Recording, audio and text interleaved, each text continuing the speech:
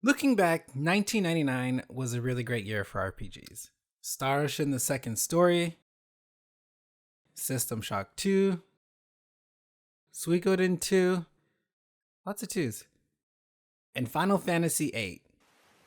Currently sitting at 90 on Metacritic, which means it gets the Metacritic's must play.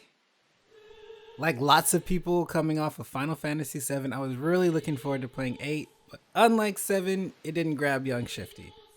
That sounds wrong. Critics, on the other hand, loved this thing. Famitsu gave it a 37.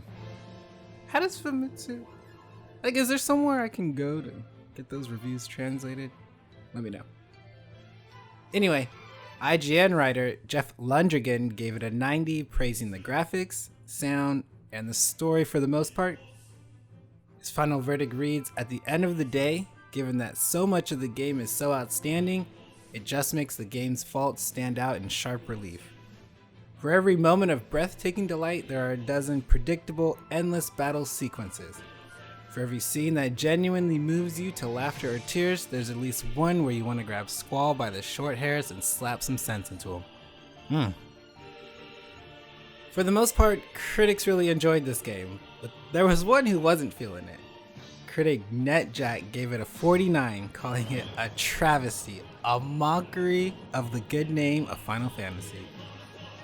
And that kind of led me into a deep dive in this guy's reviews. NetJack had some interesting takes, and I kind of gotta agree with a few of them. It's not just critics who enjoyed this game. With a user score of 8.7, it's clear to see that Final Fantasy VIII was very well received by everyone, and for a lot of people, it was their game of 1999. But while they were out fighting a sorceress, I was saving the people of Cyrus. Jade Cocoon came out a couple months before Final Fantasy VIII, but I didn't have any money, and Blockbuster probably didn't have those copies, so Jade Cocoon it was. You play as Levant, the son of a great cocoon master, the Lion of Peril, but he's gone missing and the town's in trouble, so it's up to you to follow your father's footsteps and save the day. Cocoon masters are like Pokemon trainers. Using cocoons, they're able to capture minions and use them in battle. The interesting thing about Jade Cocoon was the ability to merge two minions together and create a new one. The new minion could gain new abilities, but the best part was the physical change that would happen, so you could end up creating a really unique partner. I remember my first time through, I made like a green dog with wings and a horn. He was perfect and I miss him. When I went back, I couldn't recreate him, but I did get this. So not bad. When I think back to this game, I remember spending a lot of time catching minions and then immediately merging them. I love running back and forth between the different forests looking for new minions, so I largely ignored the story, and like most games I played back then, I never finished it. Actually, I think I got stuck at some point and couldn't beat one of the bosses.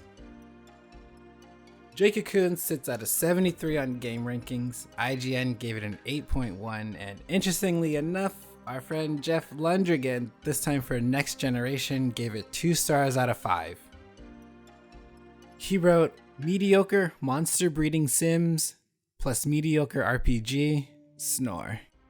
After going back and playing through, he was kinda right. So the game in 2020. There were 2 things I noticed right away. One was a Studio Ghibli look. Turns out the game was developed with one of the character designers from the studio who worked on Kiki's Delivery Service and I Can Hear the Sea.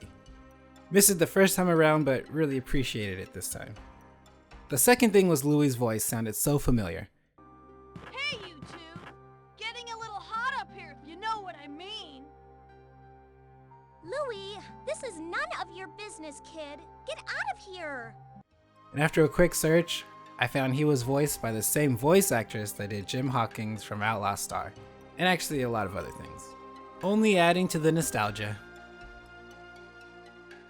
It's a really interesting world they've built with tons of lore that I don't think gets explored enough by the story, which is really too bad because it's kind of the best part of the game.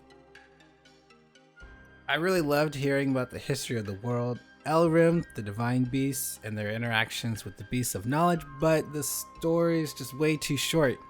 the ending's kind of unsatisfying and left me with a lot of questions. The actual gameplay, as previously stated, is a bit mediocre. Battles play out very traditionally. Your minions will do most of the fighting for you. Like Pokemon, you'll need to weaken the enemy minion before capturing them, so you'll only ever see the player character in battle at the very beginning, and if you attempt to capture. Minions can be one of 4 elements normally, but that can change with merging, which is still a really fun mechanic to play with. It was nice to go back to Jade Cocoon after so many years. There were so many things I missed the first time around, but as nostalgic as I am about this game, I think the critics might have been right this time around. Again, 1999 had some really good RPGs come out that I get just as nostalgic about, that we'll get to later. But when people were going on about Final Fantasy VIII, I was off with Jade Cocoon. What about you? What was one of your nostalgia games at the time? Let me know in the comments. Thank you all for your time. I really appreciate it, and I'll see you next time.